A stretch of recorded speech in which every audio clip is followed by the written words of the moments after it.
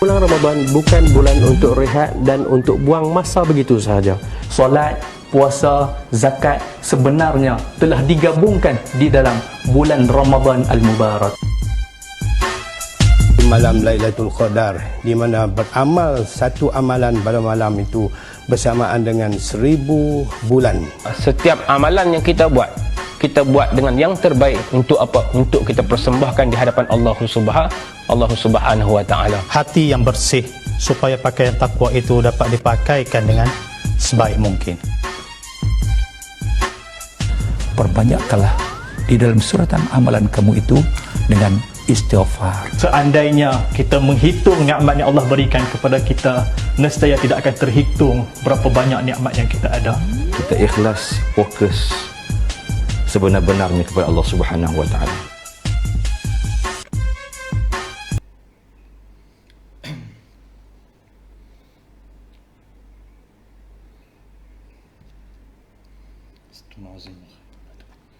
Astaghfirullahalazim allazi la ilaha illallah. Astaghfirullahalazim allazi la ilaha illallah. Astaghfirullahalazim allazi la ilaha illallah. Astaghfirullahalazim allazi la ilaha illallah. Astaghfirullahalazim allazi la ilaha illallah. Astaghfirullahalazim allazi la ilaha illallah. Bismillahirrahmanirrahim. Assalamualaikum warahmatullahi wabarakatuh. Alhamdulillah rabbil alamin, wassalatu wassalamu ala asyrafil anbiya'i wal mursalin wa ala alihi wa sahbihi ajma'in. Rabbi shrah li sadri wa yassir li amri wahlul 'uqdatam min lisani yafqahu qawli, amma ba'd. Fa ya ayyuhal mu'minun ittaqullaha haqqa tuqatih wa la tamutunna illa wa antum muslimun. Bersyukur pada Allah Subhanahu wa taala kerana dengan limpah kurnia dan inayahnya pada pagi ini dapat untuk sama-sama kita menyambung kuliah kitab Bidayatul Hidayah karangan Al-Hujjatul Islam Al-Imam Al-Ghazali rahimahumullah, yang mana pada 2 hari lepas kita berhenti pada bab yang terakhir, dosa-dosa zahir. Jadi tuan-tuan sekalian, clear tak suara saya kan? Dan turut bersama dengan kita pagi ni, terima kasih mak saya sendiri, Syahidan, yang nampak di sinilah, Datin Aini, Puan Roziah, Puan Ashikin, Tuan Zul Zaidi, Muhammad Azmi. Alhamdulillah kan, insya-Allah tuan-tuan suara clear lah.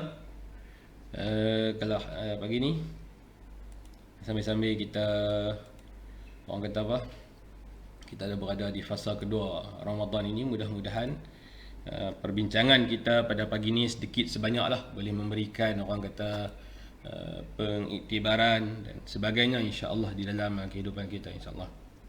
Waalaikumsalam, insya-Allah. Jadi tuan-tuan muslimin muslimat yang dirahmati Allah sekalian, pagi ni kita nak sambung perbincangan kita yang lepas, yang mana kita dah bincangkan. Terima kasih kepada Datin ini atas makluman suara clear. Sahabat-sahabat kita yang lain kan, mungkin di sini siapa lagi yang bersama kita begini, dia tak naik semua dan dia tak nampak, yang mana dan sentuh kita sentuh kan. Jadi pagi ni insya-Allah kita akan tengok sedikit perbincangan kita, sambungan yang lepas. Dalam pertemuan yang lepas kita berhenti pada perbincangan tentang dosa-dosa yang dilakukan oleh anggota zahir manusia, yang mana di sana kita telah bincangkan yang disebut dalam kita ni hidup beragama, ad-din. Di sana dalam kita beragama ni, Allah Subhanahu wa taala bagikan kepada kita agama untuk apa? Yang pertama untuk kita buat kebaikan, dan yang keduanya untuk kita tinggalkan segala kejahatan. Terima kasih makluman pada Ustaz Iqbal kita di Johor, clear alhamdulillah. Dan daripada jauh pun clear alhamdulillah lah kan. Jadi kemudian yang disebut oleh Imam Ghazali juga, bagaimana dalam kehidupan kita ini kita nak kena jaga-jaga diri kita supaya tidak melakukan dosa-dosa yang bersifat zahir dan bersifat batin. Yang mana dosa-dosa yang bersifat zahir ni, misalnya yang kita bincangkan dalam pertemuan yang lepas, 7 anggota badan kita, yang mana Imam Ghazali sebut mungkin salah satu dia tu menyebabkan kita akan masuk ke dalam neraka Allah Subhanahu wa taala. Jadi kita na'udzubillah min zalik lah. Kita takut di sana ada dosa-dosa yang kita lakukan disebabkan oleh anggota zahir kita. Kita sudah bincang tentang mata, tentang telinga, tentang mulut. Mulut pula ada 8 jenis dosa. Dan sampai ke perbincangan yang terakhir berkaitan dengan dosa-dosa yang dilakukan oleh kaki. Jadi tuan-tuan muslimin yang dirahmati Allah sekalian, pagi ni kita nak tengok sikit fasal yang kedua, cara-cara meninggalkan maksiat batin. Dosa-dosa yang kita lakukan, cara-cara bagaimana kita nak meninggalkan, macam mana kita nak hindari dosa-dosa yang dilakukan oleh hati. Dan sememangnya tuan-tuan, kita dah sebut dalam pertemuan yang lepas, dosa-dosa yang berkaitan dengan hati ni bukan mudah. Bukan mudah, termasuk saya lah. Kita cakap ni bukan mudah untuk kita praktik, kita laksanakan. Tetapi di sana menjadi kewajipan kepada kita sebagai hamba pada Allah Subhanahu Wa Taala. Wa zakkir fa inna zikra tanfa'ul mu'minin. Dan berikanlah peringatan, sesungguhnya peringatan itu bermanfaat bagi orang-orang mukmin. Terima kasih kepada yang turut bersama kita pagi ni, Dr. Zahari, sahabat setaman, Ustaz Salihin dari Zakat dan Bamat kita yang turut bersama pagi ni, insya-Allah. Jadi tuan-tuan yang dirahmati Allah sekalian, bila kita sebut di sana cara-cara nak meninggalkan maksiat hati, dan saya sebut benda, bila sebut maksiat hati ni, siapa pun tak terlepas, termasuk saya, termasuk tuan-tuan. Dan bila kita sebut ni tuan-tuan, saya sebutlah, nak cakap tentang maksiat hati ni, kita pun takut kerana lidah saya ni lebih dekat dengan telinga saya, dan kita cakap tu seperti mana seolah-olah kita berkata-kata kepada diri kita sendiri. Itu yang kita nak kena perbaiki sama-sama lah. Mana kata di sana kita dalam proses untuk orang kata apa, tazkiyatun nafsi, untuk kita membersihkan diri kita. Ketahuilah bahawa sifat yang tercela yang ada di dalam hati itu banyak sekali. Disebut oleh Imam Ghazali di sini, dia kata sifat-sifat yang duduk dalam hati kita ni, yang tak nampak ni, cukup banyak. Kalau kita mengaji dalam motivasi tuan-tuan, saya tak sempat untuk Google type of iceberg, kan? Ataupun kalau kita tengok ketika mana dalam konsep type of iceberg, yang duduk di yang iceberg yang kita nampak tu kecil je, tetapi di bawah tu, yang berada di bahagian bawah tu, dia besar.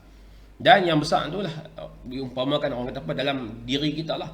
Mana kata di sana ada satu tersimpan satu ribu rahsia tersimpan di sana, 1,000 orang kata apa, benda-benda yang buruk dalam diri kita ni hanya kita yang tahu.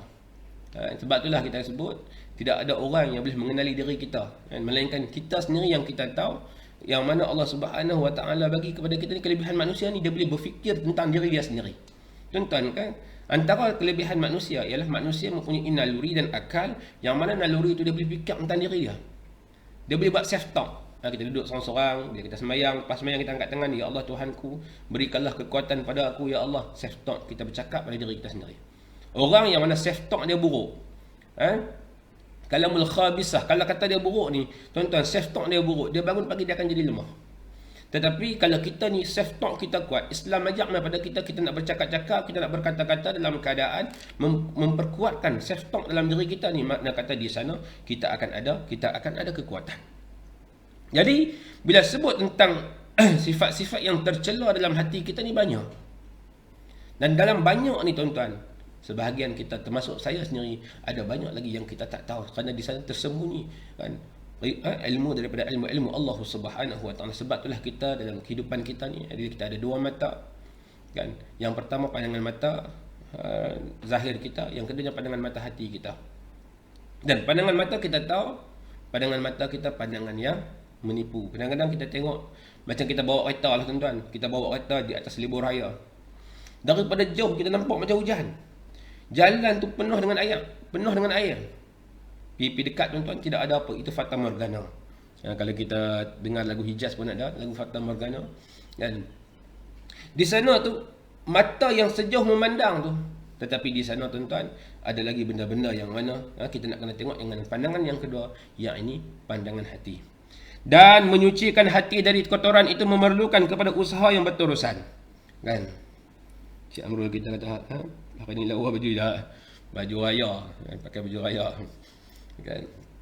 Pandangan mata zahir. Kita dalam kehidupan kita ni, kita nak kena tengok dan kita nak kena lihat, yang mana menjadi kewajipan kepada kita ni, kita nak kena dan menyucikan hati dari kotoran itu memerlukan kepada usaha yang berterusan, bermakna dan berpanjangan. Disebut dalam kita bahasa tazkiyatun nafsi, untuk kita membersihkan diri kita tu.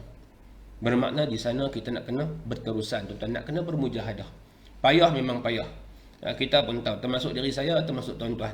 Tetapi Ramadan medan terbaik untuk kita bermujahadah. Mujahadah ni apa? Bermujahadah ni bila mana kita jadi orang yang turun di medan perang. Umpamanya macam itulah. Sahabat-sahabat Nabi SAW bila mana turun pergi perang, bila pergi perang ni tuan-tuan, paling kurang kalaulah dia tak syahid. Dalam satu kumpulan perang ada 100 orang tentera, ataupun 200 orang tentera, ataupun 300 orang tentera, ataupun 10,000 orang tentera, kalau dah dia tak mati dan dia tak syahid, mungkin dia akan terluka ataupun tercedera. Mungkin akan ada di sana kena tembak, cedera tapi dia tak mati. Mungkin akan ada yang putus kaki, dan mungkin ada juga yang dia memang dia tak kena apa pun, tapi dia dapat juga penat dan letih. Kenapa dia terpaksa berhadapan dengan ujian yang ada di hadapan dia ni? Begitu juga dalam kehidupan kita, bermakna di sana kita dalam mujahadah ni, dia sebut sebagai, dalam kita bermujahadah ni tuan-tuan, dia macam kita lari jarak jauh. Dia perlu stamina yang tinggi. Dia tak perlu orang kata apa, bukan kita speed, bukan sprinter, bukan pecut 100 meter, 200 meter, tapi dia perlu kepada larian jarak jauh yang memerlukan kepada stamina. Dan di sanalah stamina kita berzikir, stamina kita membaca Al-Quran, stamina kita berpuasa, stamina kita bersolat, stamina kita dengan berqiyamul lail dan sebagainya. Di sana kita perlu untuk berusaha berterusan. Kerana apa? Allah sebut dalam Al-Quran, a'udzubillahi minasyaitanirrajim, bismillahirrahmanirrahim, qad aflaha man zakkaha. Maka beruntunglah, berjayalah. Siapa dia tuan-tuan yang Allah sebut? Antara orang yang berjaya ialah orang yang sentiasa menyucikan jiwa mereka. Orang yang sentiasa menyucikan jiwa mereka. Kenapa tuan-tuan? Sudah tentu di sana akan ada kekotoran pada jiwa kita. Setiap hari kita lakukan dosa, setiap hari kita buat keburukan, setiap hari kita tahu diri kita ni penuh dengan kemaksiatan yang kita buat, sama ada zahir ataupun batin. Di sana Allah sebut, kalaulah kita nak jadi orang yang berjaya, kita nak kena sentiasa menyucikan jiwa kita. Kita duduk dalam PKP, dalam fasa COVID-19 ni tuan-tuan, kita pun tahu kebersihan manusia. Bila mana kita hidup, untuk pastikan kita ni dalam keadaan sentiasa sihat, kita nak kena sentiasa memastikan diri kita dalam keadaan bersih. Itu dari sudut zahir. Tetapi lebih daripada itu lagi, bagaimana kebersihan dari sudut batin. Tuan-tuan yang dirahmati Allah sekalian, jadi di sana, manakala cara mengubatinya pula amat susah dan telah hilang pula kebanyakan ilmu dan amal yang mesti diikuti untuk membersihkan hati, kerana orang telah melupakan dan mereka terlalu sibuk dengan menghimpunkan perhiasan dunia. Tuan-tuan, untuk jadi orang yang berjaya menyucikan jiwa ni bukan mudah. Imam Ghazali sebut. Kan dia kata bukan satu jalan yang mudah, kan? Bukan satu benda yang senang kita nak buat, kerana di sana tu terletak banyak kerja-kerja yang kita nak buat. Kita duduk atas dunia, kita pun tahu kita ada kerja. Dalam keadaan kesibukan kita ni, macam mana kita nak spend kita nak spend masa kita nak bagi sebahagian daripada masa kita ni untuk kita tazkiyatun nafsi, untuk kita menyucikan jiwa kita, untuk kita membersihkan jiwa kita. Tuan-tuan yang dirahmati Allah sekalian, kalau kita sebut Nabi SAW pun Allah sebut dalam Al-Quran, bagaimana Allah kata dalam surah Al-Jum'ah, a'udzubillahi minasyaitanirrajim, bismillahirrahmanirrahim, wallazi ba'asa fil ummiyyin rasulan minhum yatluna 'alaihim ayatihi wa yuzakkihim wa yu'allimuhumul kitaba wal hikmah wa in kanu min qablu lafi dhalalin mubin. Jadi tuan-tuan, kalau kita melihat kepada bagaimana Allah Subhanahu wa taala membangkitkan nabi, bangkit Nabi ni, hantar main Nabi kepada kita untuk apa? Ba'asa fil ummiyin. Dan rasulan diangkatkan kepada orang-orang ummi ni, orang-orang jahil dalam kalangan musyrikin Mekah ni, seorang rasul dalam kalangan mereka untuk apa? Wa yuzakkihim, untuk menyucikan jiwa mereka. Wa yu'allimuhumul kitab wal hikmah. Ajak mai kepada kita Al-Quran, ajak mai kepada kita hikmah-hikmah di dalam kehidupan kita. Bermakna di sana tuan-tuan, proses pembelajaran. Bila kita nak belajar, bila kita nak memperbaiki diri kita, maka di sana yang paling penting ialah kita nak kena menyucikan jiwa kita. Kita nak kena bersih jiwa kita. Dan kita nak kena pastikan apa yang kita nak pakai tu, pastikan dia bersih dulu. Macam baju kita lah tuan-tuan, beli kotor, ataupun kita pakai kotor, kita akan basuh. Dan nak basuh tu pun dia ikut grade. Ada yang hanya kita basuh, tak payah kita letakkan sabun, pergi buat dry cleaning, hentak sekadar sebab baju tu kita tak pakai untuk orang kedah-kedah ganyah, tak pakai untuk heavy, heavy duty, sekadar pakai santai-santai. Maka tapi ada di sana dalam keadaan kita pakai, memang kita pakai sungguh-sungguh. Di sana kita akan pakai, mungkin ada orang dia akan pakai dynamo, atas pada tu lagi mungkin sampai tahap terpaksa bubuh keluar. Hati kita macam itulah tuan-tuan. Kalau kita ni orang yang rajin buat kebaikan, bermakna di sana untuk kita polish hati kita tu, bersih diri kita tu mungkin dia ringan sikit. Tetapi bila mana kita ni tuan-tuan, memang kita buat tu kita nak kena perkemah. Kita nak kena cuci betul-betul. Mungkin hati kita tu kita nak kena bubuh klorak.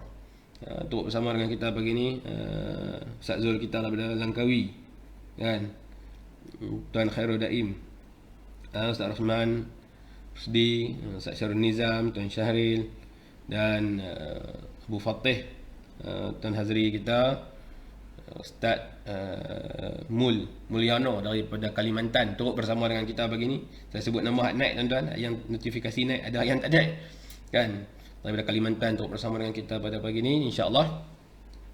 Jadi bila kita sebut di sana, dia nak kena berterusan. Jadi kita tahu tahap kita tahu mana tuan-tuan. Kalau kita rasa hati kita ni kerah, hati kita ni termasuk saya lah, kita ni kerah sangat, kita nak kena usaha lebih. Kita nak kena usaha lebih. Kalau orang lain ni takat-takat kata sikit, kita nak kena memperbanyakkan lagi, nak kena bermujahadah lagi. Buat yang mulakan dengan yang ringan-ringan. Mulakan dengan istighfar. Bagaimana baginda Nabi SAW tuan-tuan, satu hari Nabi ni orang yang tak berdosa, maksum, kan, orang yang tak berdosa, maksum.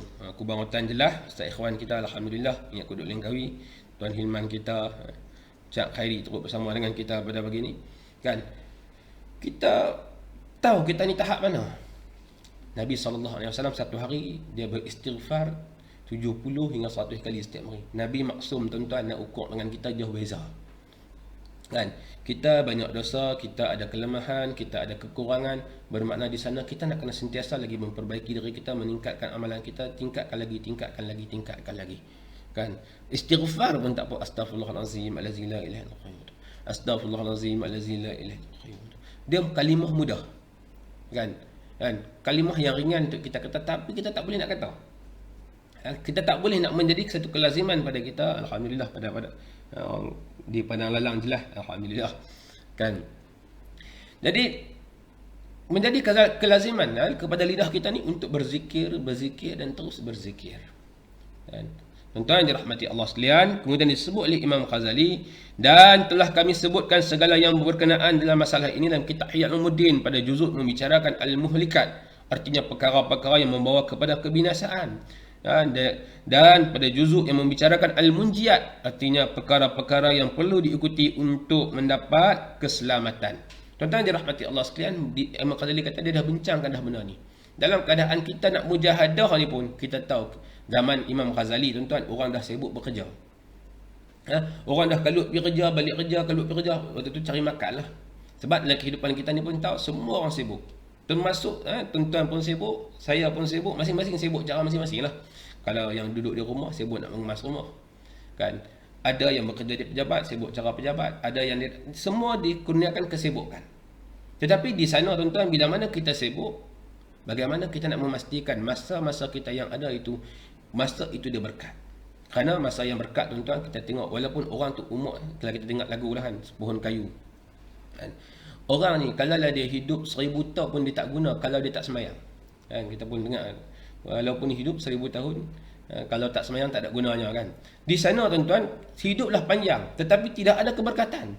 Tetapi orang yang mana dia hidup dia pendek, umurnya pendek, tetapi dia penuh dengan keberkatan. Di sana tuan-tuan, penuh dengan bila mana dia meninggal dunia, akan nampak kesan-kesan dia kepada manusia-manusia yang berada di sekeliling dia. Walaupun kita mungkin bukan ulama, tetapi sekurang-kurangnya lah kita buat kebaikan. Walaupun umur kita pendek, tetapi umur kita yang pendek itu memberikan manfaat kepada kita. Hak ni kita nak kena ketiak, hak ni kita nak kena usaha. Walaupun demikian, di sini kami cuba untuk menyebutkan 3 perkara daripada sifat hati yang sangat jahat, iaitu sifat ghalib di kalangan ulama yang ada pada zaman ini, supaya engkau dapat menjauhi daripadanya, kerana sifat-sifat ini membawa kepada kebinasaan diri dan merupakan sifat bagi beberapa sifat yang lain yang celanya. Dalam kitab Bidayatul Hidayah tuan-tuan, Imam Ghazali akan bawa kepada kita 3 sifat manusia yang membawa kepada kehancuran. 3 sifat kita manusia yang membawa kepada kebinasaan. 3 sifat. Yang ni mana kata induk lah. Dia induk. Di bawah tu nanti dia akan pecah lagi sifat-sifat, dan insya-Allah tuan-tuan saya dah ada buka, walaupun di sini dia ada 3 sifat. Dalam buku Afat ala Tariq dia bincangkan banyak lagi, dan campur 3 yang diberikan oleh Imam Ghazali ini, campur dengan Afat ala Tariq dalam bab menjaga hati, kita akan bahas lebih kurang 10 sifat manusia. 10 sifat manusia. Dan insya-Allah kot 10 sifat manusia ni habis puasa. Sebab kita selang-selang kalau kita buat doa setiap hari ni tak sempat juga tuan-tuan, duduk kalut dan sebagainya tu dengan hari nak kena keluar pergi pejabat, nak kerja dan sebagainya. Jadi insya-Allah kita bincang 2 hari sekali satu sifat, 2 hari sekali satu sifat. Untuk apa tuan-tuan? Untuk buat peringatan pada saya dan peringatan pada tuan-tuan. Dan di sana sifat-sifat itu ialah yang pertamanya hasad, yang keduanya riak, dan yang ketiganya ujub. Imam Ghazali bawa mai di sini 3 sifat utama yang menjadi kehancuran ataupun kebinasaan pada manusia yang boleh kita nak kena cuba elak dan kita nak kena cuba jauhi. 3 ni, yang pertamanya hasad. Hasad yang ada dalam diri kita ni, perasaan tak senang dengan orang, satu perasaan dengki dengan orang, satu perasaan orang kata apa, tak boleh tengok orang senang. Ini kita akan bincang kan. Sebab itulah tadi kalau kita tengok dalam kuliah Buya Yahya, dia sebut, dia kata antara doa-doa yang makbul ataupun perkara-perkara yang kebaikan yang cukup besar kepada kita adalah doa sahibul ghaib. Contoh, kita nak ada satu kebaikan dalam hidup kita tuan-tuan. Kita duduk dalam bulan Ramadan dan kita ni ditakdirkan, Allah takdirkan kita miskin, contohlah. Orang kata kita ni tidak ada kebaikan pada kita, nak sebut kekayaan pun tak ada, harta pun tak ada, jadi macam mana nak buat kebaikan ni? Jadi Buya Hamka kata antara kelebihan-kelebihan yang Allah janjikan pahala cukup besar ialah antaranya doa sahibul ghaib. Dan doa sahibul ghaib ni dia doakan doa seseorang sahabat kepada sahabat dia yang lain tu tanpa sahabat dia tahu. Dan di sana makam paling tinggi tuan-tuan, mendoakan kepada siapa? Mendoakan kepada orang yang mana tak suka pada kita. Kita tengok orang tu dia memang tak suka pada kita, dia benci. Kita angkat tangan, ya Allah Tuhanku, kau berikanlah keselamatan pada dia, karunialah kesenangan kepada dia. Tuan-tuan, ini payah. Sebut memang payah. Kita nak angkat orang tu dah benci kita, dia buat macam-macam pada kita ni, tapi kita nak angkat tangan pada Allah, tambah-tambah dalam bulan Ramadan, bagilah kebaikan pada dia, berilah kerahmatan pada dia. Tapi manusia tu dalam hati tu dia akan kata, kalau orang sebiasalah awam, masyarakat biasa kita pun tahu, dia kata biar mampus tengah jalan. Ni orang kita. Termasuk kadang-kadang kita tinggal biar mampus biar apa pun nak jadi, tetapi di sana disebut pada kita ialah bagaimana kita nak mendidik, doakan kepada orang yang mana memang dia membenci kita ataupun kita tak suka pada dia, doakan kebaikan untuk dia. Ini pesanan tuan-tuan. Sebab tu saya kata benda ni nak buat bukan mudah. Yang keduanya, mendoakan sahabat-sahabat kita yang lain. Ketika mana kita berdoa tu, malaikat juga mendoakan kepada kita tuan-tuan. Mudah-mudahan insya-Allah kita doa kebaikan untuk dia, dia akan doa kebaikan kepada kita. Yang keduanya riak. Riak ni selalunya dikaitkan riak dan sum'ah. Kalau dalam kitab Afat ala Tariq, insya-Allah tuan-tuan nanti kita akan bahas.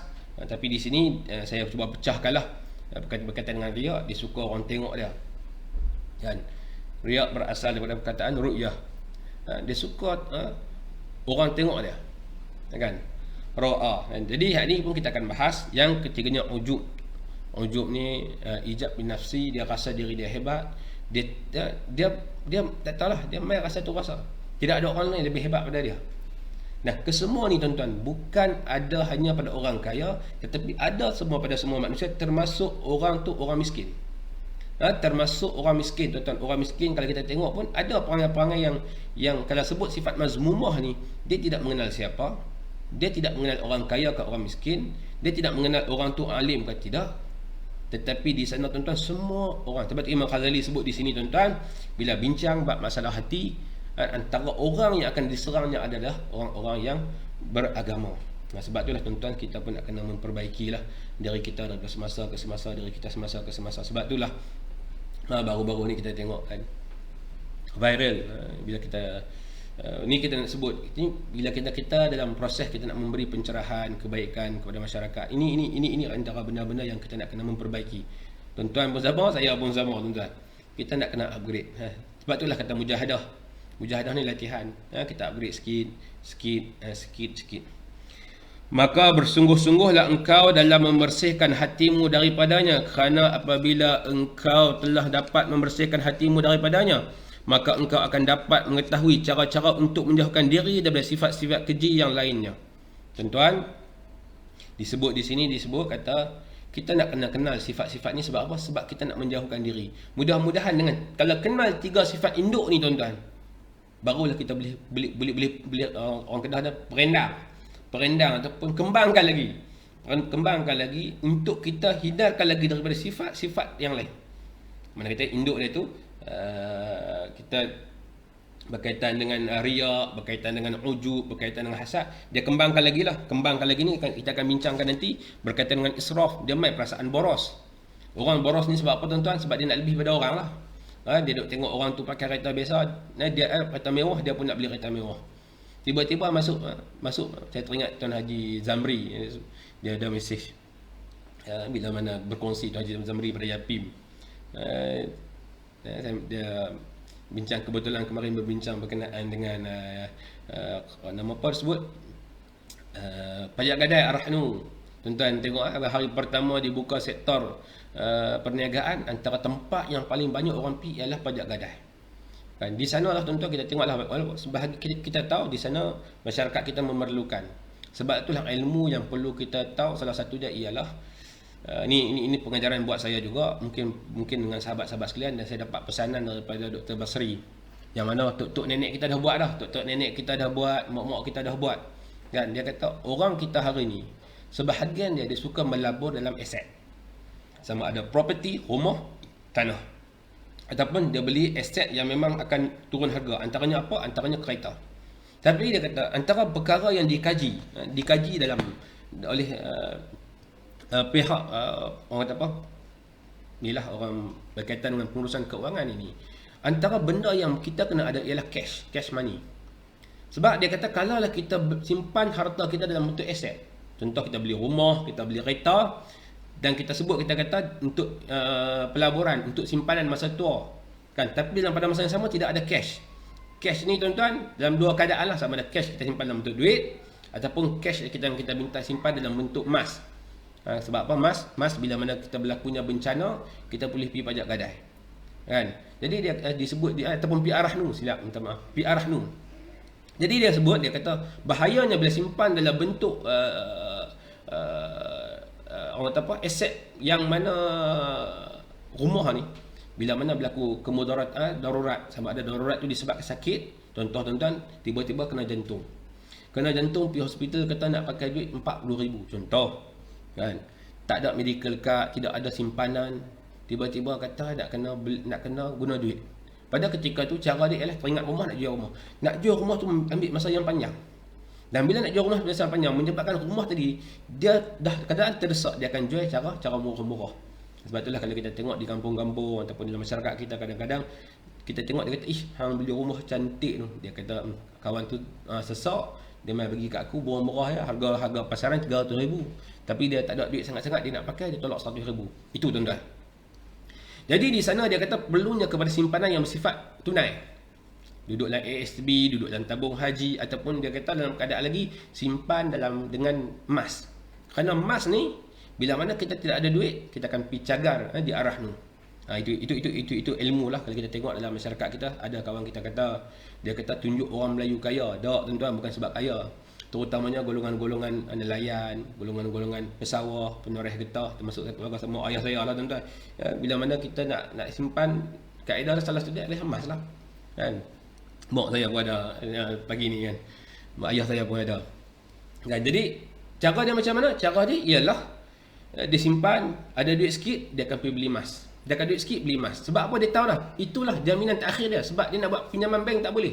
Kalau orang kerja kerajaan ataupun sektor swasta, dia boleh bawa slip gaji dia kepada bank, ambil duit bawa balik. Tapi orang nelayan, petani, pesawah, dia bukan kaya, tapi itulah reserve dia. Sama ada emas dia boleh secara pusaka, ataupun emas yang dia boleh melalui yang keduanya ketika mana dia kahwin. Orang kata dia ni kaya emas banyak, tak, masa kahwin tu ada hantaran dapat emas, rantai ke cincin dia simpan. Itulah guna untuk sesak. Yang ketiganya, Dia dapat pengalaman tuan-tuan, ada satu ni kira zakat emas di Kedah ni, baru di Kedah ni, cara cerita orang Kedah, tak cerita orang Kuala Lumpur ni. Satu ketika datang seorang abang lah, kita sebut abang. Dia ni kerja buat bendang tuan-tuan, bendang dia pun tak banyak, tapi dia suka simpan emas. Dia main nak bayar zakat emas ni tuan-tuan, kita timbang emas dia sekilo. Emas dia sekilo tuan-tuan, berapa ratus ribu kan. Kalau kita tengok 85 gram pun dah 15,000, 16,000, 17,000 something lah kan.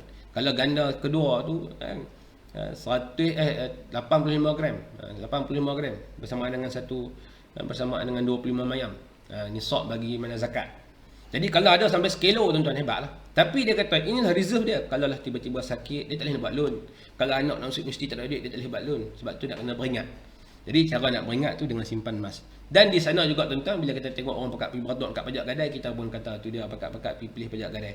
Kenapa tuan-tuan? Kita tahu masyarakat kita hari ni belum lagi tahu pencerahan tentang beza di antara pajak gadai dengan ar-rahnu. Beza di antara kenapa berkaitan, sebab inilah kita dah kata nak kena didik masyarakat, termasuk tuan-tuan lah, untuk imam yang ada, tak kira siapa lah, nak pergi ar-rahnu Yapim ke, nak pergi ar-rahnu Bank Rakyat ke, nak pergi ar-rahnu Bank Islam ke, nak pergi ar-rahnu Koperasi ke, nak pergi ar-rahnu Bank Muamalat ke. Ini menjadi kewajipan kepada kita untuk kita mendidik masyarakat kan. Tapi kalau hak mana tu kita tahu manusia ni nak makan pun tak ada, dia tersepit, dia akan pergi. Sebab itulah beringatlah tuan-tuan, termasuk diri saya, terutamanya sahabat-sahabat kita yang baru bekerja, yang memang nak cari kena simpan juga cash money, kerana di sana kita tak tahu bila kita akan terdesak. Inilah bila kita akan terdesak, macam mana tok nenek moyang kita dulu, mak-mak kita dulu, macam mana terdesak pun dia akan pastikan dia ada cash. Sebab dia tak ada tempat nak pergi minta. Orang hari ni dia ada tempat nak pergi minta, dia boleh minta dekat bank, dia boleh minta dekat sana, dia boleh pinjam pada orang. Jadi di sana tuan-tuan, dia tak ada tempat dia nak minta. Terutamanya orang berniaga pun sama, dia nak kena beringat, jangan berniaga esok pergi beli welfare. Tu Haji Zamri cerita, kongsi Tuan Pariha pun duduk bersama dengan kita kan. Dia sebut 1 kilo emas bersamaan 226,000 tuan-tuan, sekilo 226,000 kan. Makna kata walaupun dia susah pada zahir dia tu, tapi dia senang lah kan, sebab dia simpan emas. Jadi disebut Haji Zamri kata satu ketika nak main hantar barang bantuan kepada Yapim ni, main nak build fire. Tanya sebab apa nak build fire, dia kata nak cuba-cuba, tiba-tiba jadi PKP kan, Covid, pening. Sebab itulah tuan-tuan, ada yang terkesan dengan cukup dahsyat. Kemudiannya yang keduanya isti'jal, gopoh. Sifat manusia ni gopoh. Gopoh, terlajak kan. Jadi bila mana gopoh ni, ini juga salah satu daripada masalah dalaman kita, dan hasil keluar daripada 3 masalah induk tadi. InsyaAllah kita akan bincang juga. Yang keenamnya, uzlah, tak suka berkawan dengan orang, tak bermasyarakat juga tuan-tuan. Masalah dalaman kita, tak berkawan dengan orang. Surau pun tak pi, orang mati pun tak pi, kenduri pun tak pi. Pi pejabat, balik pejabat tutup pintu. Pi pejabat, balik pejabat tutup pintu. Dia mati pun tak ada siapa yang tahu. Ini kita nak tengok juga. Ini pun masalah dalam jiwa manusia. Sebab manusia ni kalau kita mengaji dalam kaunseling, merupakan makhluk sosial. Dia nak kena berkawan dengan orang. Kita nak kena berkawan dengan dengan semua orang. Buktinya apa tuan-tuan? Manusia ni kita duduk PKP ni pun nak duduk rumah pun cemuh tak tengah lah, nak pergi sana sini tak boleh. Kita tak boleh, kita sebab kita makhluk sosial. Sampai ke tahap tak ada cara lain nak bersosial, guna media sosial lah. Kan, pagi ni kita pun guna media sosial tuan-tuan. Sebab kita tak boleh cemuh, tak tahu nak buat apa lah. Kan. Dan yang ketujuh, ghurur, terpedaya dengan diri sendiri. Dia syok sendiri tuan-tuan. Dia syok sendiri, dia rasa diri dia hebat, dia rasa diri dia kebal. Itu juga salah satu sifat yang mana kita nak kena perbaiki. Termasuk diri saya sebut sekali, termasuk diri saya. Kan, sebab bila kita baca dia kata macam kena kat aku kan. Bila kita baca macam kena pada jiwa kita. Ini kita kata sebab saya sebut mengaji tasawuf, dia mendidik kita, bagi kita kenal apakah musuh-musuh diri kita. Musuh kita yang kita nampak tu tak apa tuan-tuan, ni musuh dalam diri kita ni yang nak membawa kita untuk menuju Allah Subhanahu Wa Taala. Disebut dalam sebuah hadis, mafhumnya lah kan, bila mana kita ada sifat-sifat ni, kita akan sambung sikit lagi. Ketika mana kita sampai di mahsyar nanti, ketika mana amal kita ditimbang tuan-tuan, pada ketika tu kita sebut, kita kata inna salati wa nusuki wa mahyaya wa mamati. Doa kita, ikrar kita setiap hari ni, dan doa iftitah. Sesungguhnya solat aku, ibadat aku, inna salati wa nusuki wa mahyaya wa mamati. Sesungguhnya solat aku, ibadat aku, hidup aku, matiku untukmu ya Allah. Tuhan candik sikit ya tuan-tuan, bahasa Kedah lah, candik sikit ya. Tuhan jauh kilas sikit ya. Dia kata dulu, hang kata hang solat untuk aku, hang buat ibadat untuk aku. Dalam hati hang bukan buat untuk manusia ke? Allahu Akbar tuan-tuan waktu tu. Hang habaq, hang sembahyang tarawih untuk aku, hang bukan buat untuk tunjuk kat orang ke? Tuan-tuan, hang habaq. Tuan-tuan, ini satu benda yang bersifat dalam hati kita. Siapa tahu? Tuhan tahu, kita tahu. Dan di sana Allah akan tempelak kita di akhirat. Kalaulah kamu kata kamu buat kerana dia, hampir mintalah pahala kepada manusia yang hang buat tu. Oh tuan-tuan, kita takut tuan-tuan. Waktu tu kita dah rasa kita dah cukup dah bangun tahajud, buat solat sunat duha, baca Al-Quran. Tapi bukan jangan tinggal terus tuan-tuan. Buat kerana manusia pun riak, tinggal kerana manusia pun riak. Sebab tu dia kata manusia ni kena mujahadah.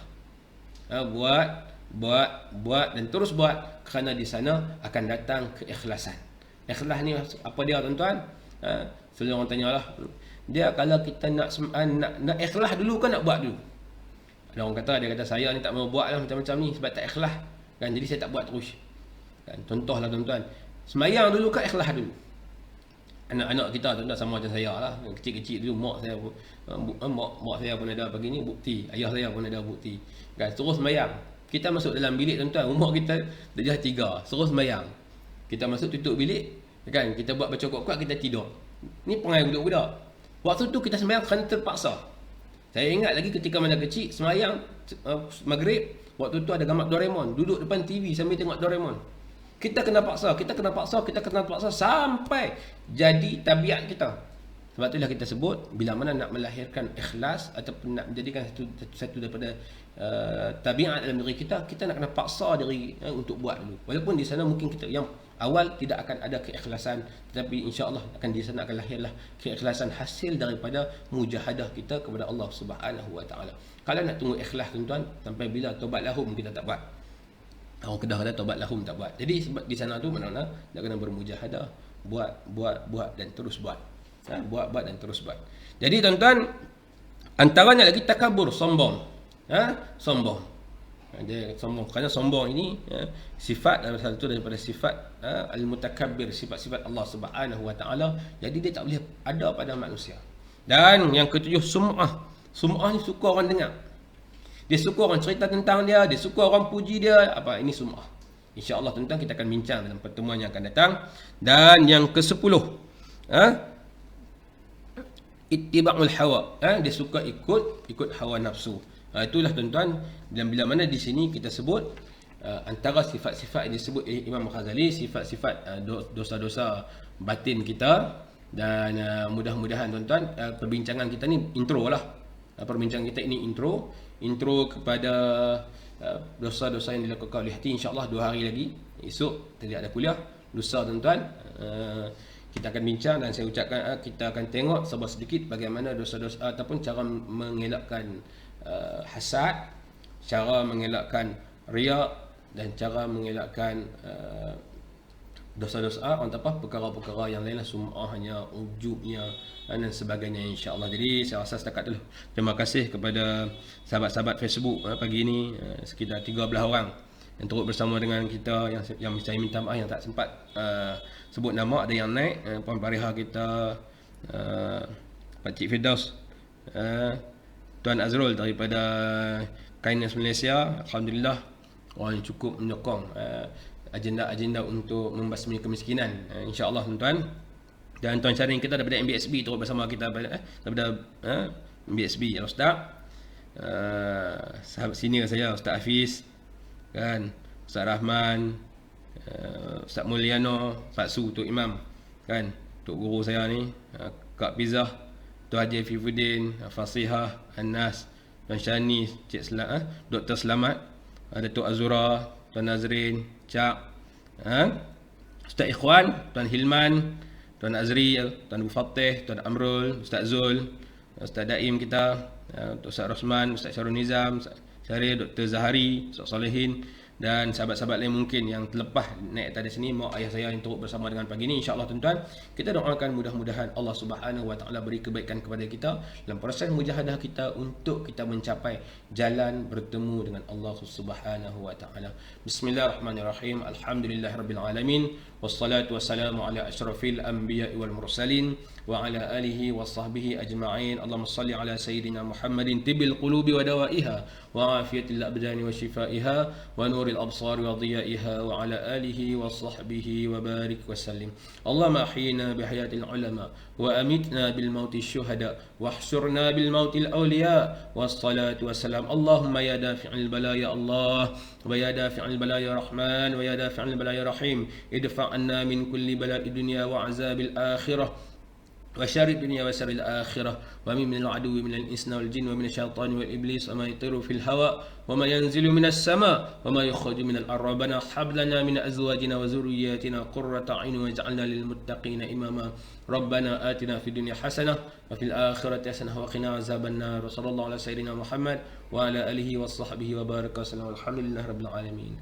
Tuan-tuan, insya-Allah ada rezeki peluang, insya-Allah kita akan jumpa lagi dalam pertemuan kita insya-Allah esok lusa. السلام المؤمن المهيمن العزيز الجبار المتكبر الخالق البارئ المصور الغفار القهار الوهاب الرزاق الفتاح العليم القابض الباسط الخافض الرافع المعز المذل السميع البصير الحكم اللطيف الخبير العليم العظيم الغفور الشكور العلي الكبير الحفيظ المقيم الحسيب الجليل الكريم الرقيب المجيب الواسع الحكيم الودود المجيد الباعث الشهيد الحق الوكيل القوي المتين الولي الحميد المحسن المبدع المعين المحيي المميت الحي القيوم الواجد الماجد الواحد الصمد القادر المقتدر المقدم المؤخر الأول الآخر الظاهر الباطن الوالي المتعالي البار التواب المنتقم العفو الرؤوف مالك الملك ذو الجلال والإكرام المقسط الجامع الغني المغني المانع الضار النافع النور الهادي البديع الباقي الوارث الرشيد الصبور الذي ليس كمثله شيء وهو السميع البصير. اللهم صل أفضل الصلاة على أسعد المخلوقات كسيدنا محمد وعلى